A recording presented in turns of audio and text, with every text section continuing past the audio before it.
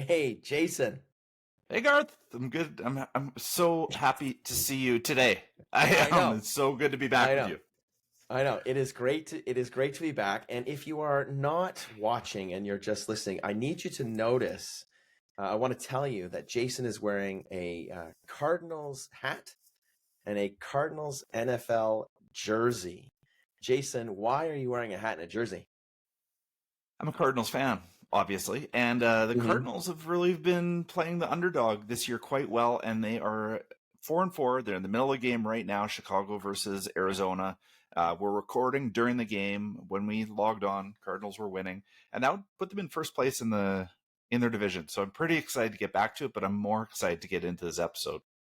I know, and I am honored because you have chosen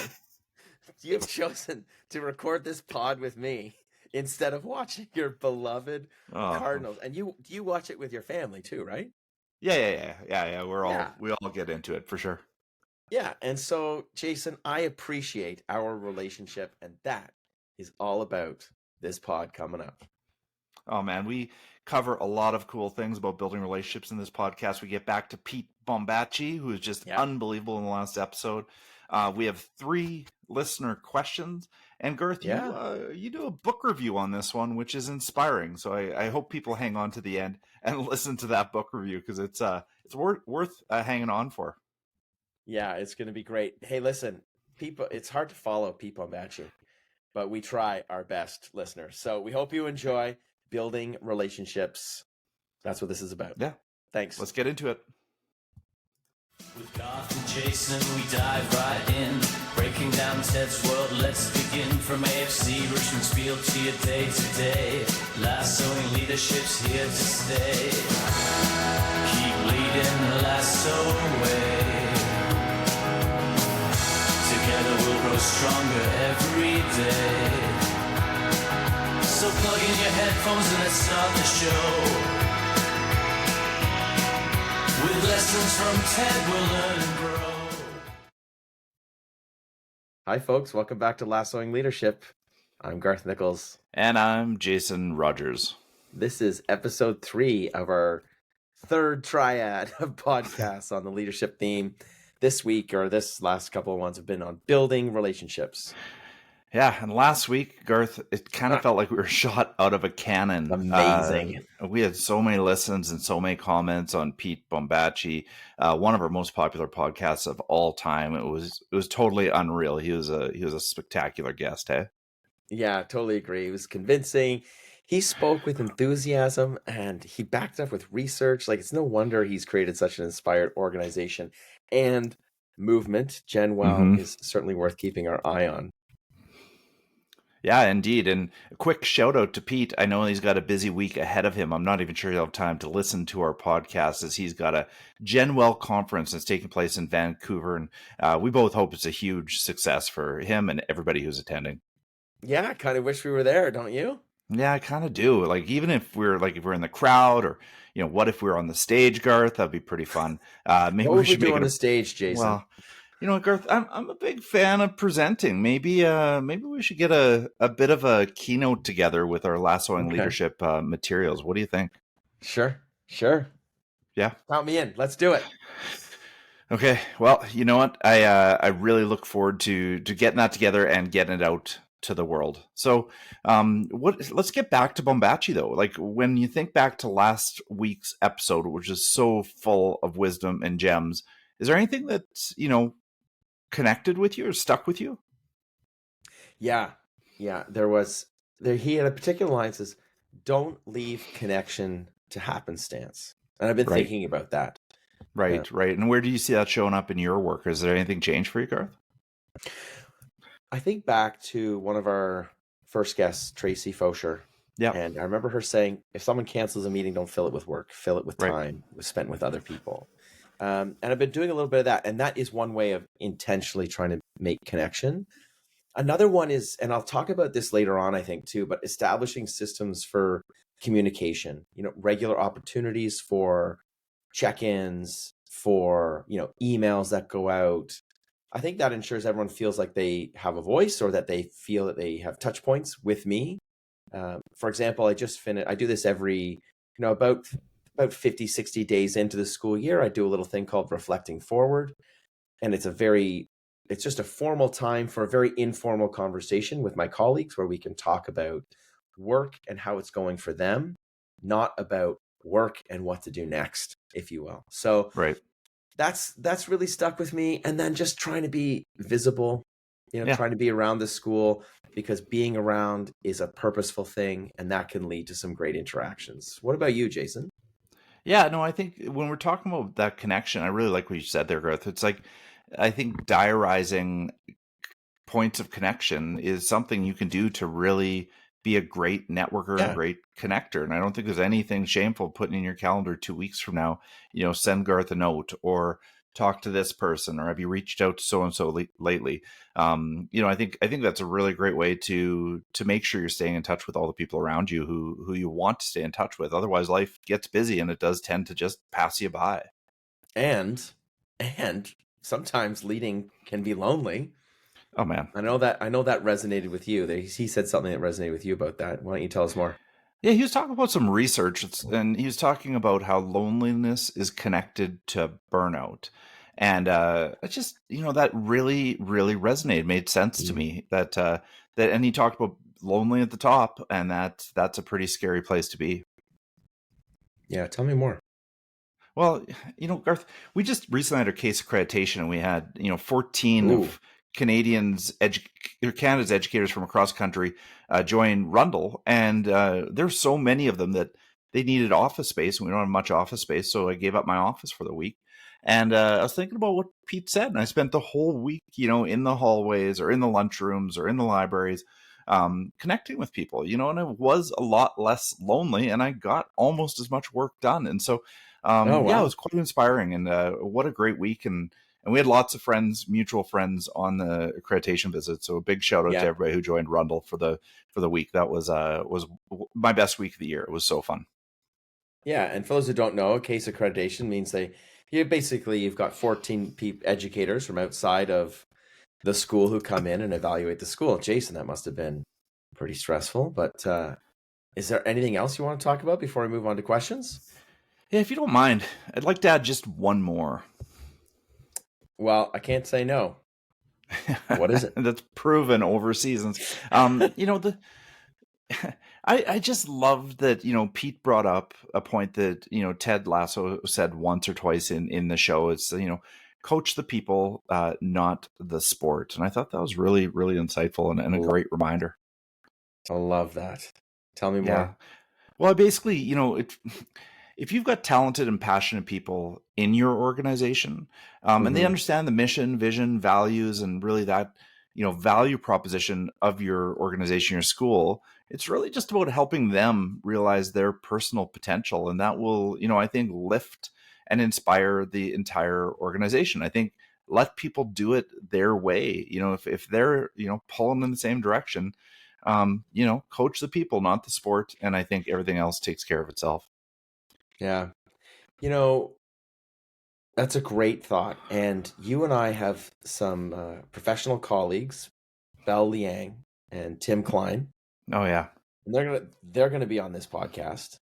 Yeah. And my school is doing some work with them, and they were at the school just last week, and they really focused on intention setting.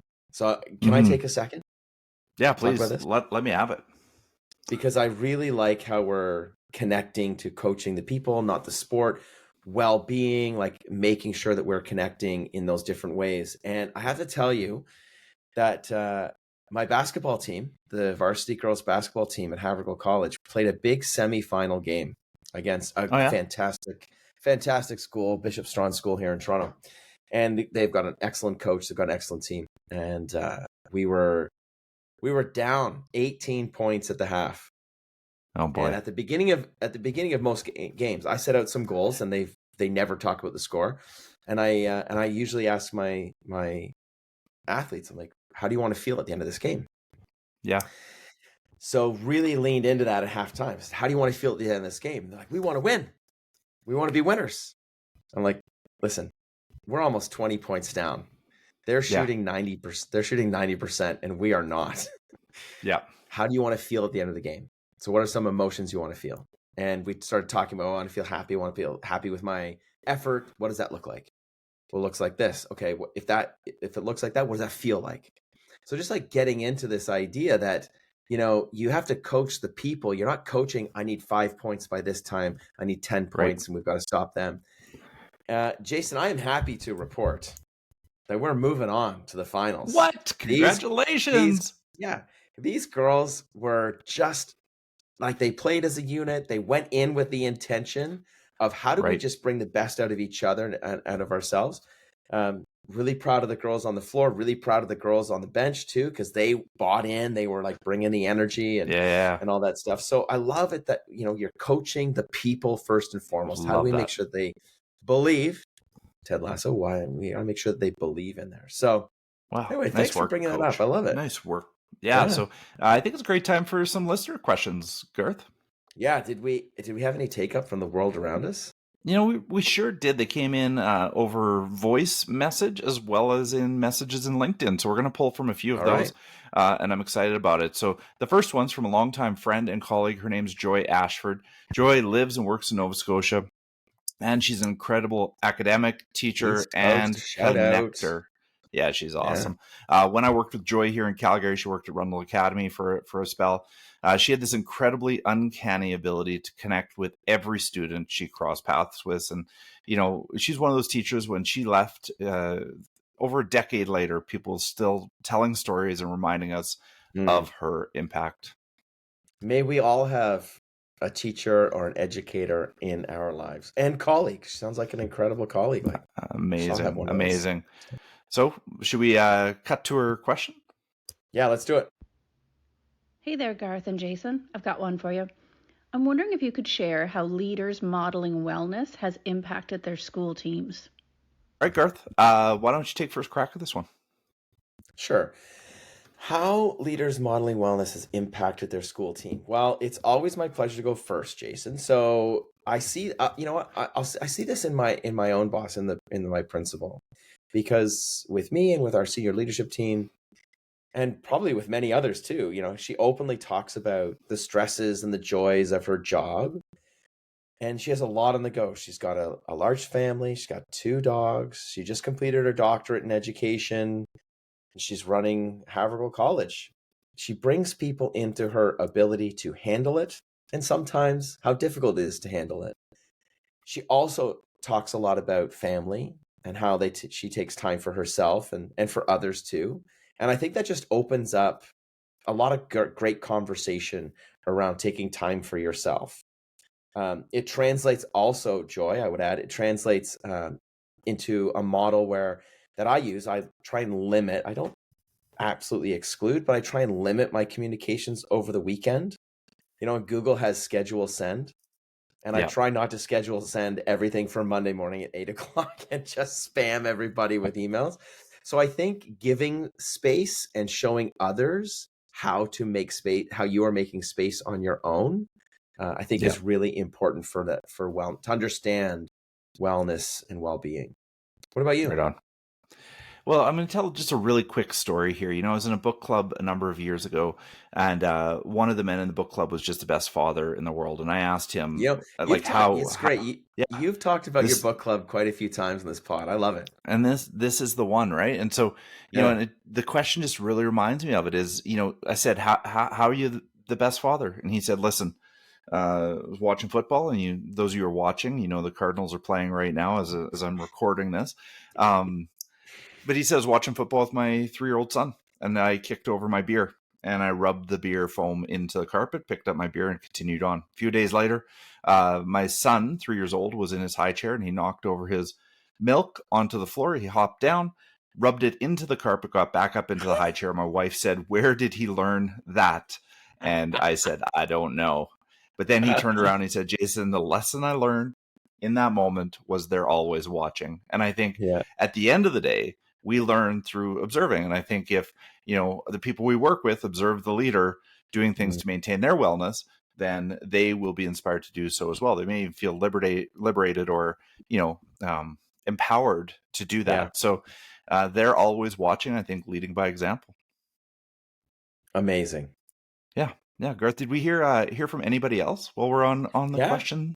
Yeah. Thanks to Adam Jussel. I hope I pronounced that right. Adam Jussel on LinkedIn. He reached out. Adam's the Dean of Student Life and Associate Vice Chancellor of University of Wisconsin-Milwaukee.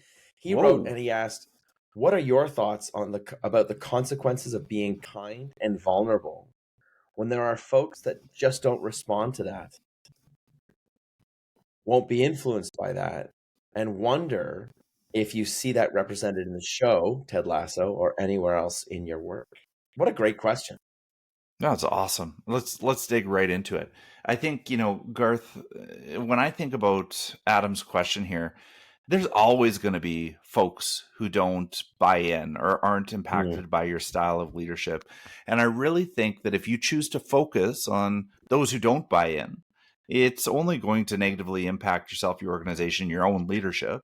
I think there's a lot more power in focusing on those folks who are along for the ride, who really believe in what you're doing, believe in your organization, believe in your way of leadership. And you can put all the energy you want into those folks who don't want to be a part of that kind of leadership. But they're probably yeah. not going to change, not that quickly. Whereas back to, earlier on in this podcast, we're talking about, working with people and inspire them to do their best, get with the good ones and stick with them. So frankly, Mm. Adam, I don't think about those folks who don't buy in that much. I actually try not to. And yeah, that's how I see that. Mm. What about you, Garth? Can Do I you see this in your leadership? counter Or you? yeah, please. I don't believe you that you don't think of other people, regardless of how they take you up, because you're so kind, compassionate, Yeah, and yeah, that's fair. caring. But I think that you need to think of them, but you need to think of them in this way. Like, you need to be consistent. And part of Adam's question is about, did you see this in the show? And I love Hmm. how resilient and persistent Ted is in his approach. Yeah, Biscuits with the boss. We're going to do this every day, whether you like yeah, it or not. Right. So yeah. Ted comes up against this culture in the locker room. Like, he is a joke. He's a laughing stock. He is trying to be kind and compassionate in a very like hyper macho, and I use that word deliberately, Hmm. area. So he just kept coming at it because that's who he was. So if showing up in that way, being kind and vulnerable is your approach, it's authentic to you, keep doing it, because people will see through you if it's not your approach. And they may not respond to it, but that's on them. Like, Yeah. when you show up No, you're right. consistently with kindness and compassion, even the non-believers, even the people who aren't on the proverbial bus, know you. And Yeah, when life happens, they will go to you. When things get hard, they know what to expect.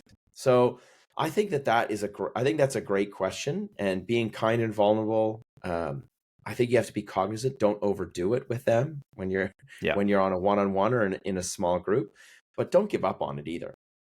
Yeah, that's fair, Garth. I think that's totally fair. And I think back to a lot of what we talked about in previous episodes, being authentic is key. And I think that's what you're hitting on, is remaining authentic throughout, your leadership. Well, I think we have time for one more, Garth. So let's just jump into it before we All run right, out of let's do time it. here today. So we've Yep. got audio clip from our director of human resources here at my own school, Rundle, Fallon Gillespie. So let's jump to her clip now. Hey Garth and Jason, I've got one for you. You mentioned that leaders should focus on relational trust and psychological safety. What are some steps that you recommend leaders take to support the well-being of their teams? Okay. Can I take this one? Can I go Yeah, first on this one? you might as well just go first. Yeah. Yeah, because psychological safety is I think really, really important for leaders to know. And if you don't know the work and you're looking into getting into the work of psychological safety, look no farther than Amy Edmondson, So good. Edmondson. We'll put the link in the show notes. She's written several books. The one I'm going to refer to here is The Fearless Organization, and I'm just going to give a quick quote because I think it's really great. She writes, "We know that psychological safety emerges as a property of a group, and that groups in organizations tend to have very interpersonal climates. Even in a company with strong corporate culture, you will find pockets of both high and low psychological safety, depending on those climates.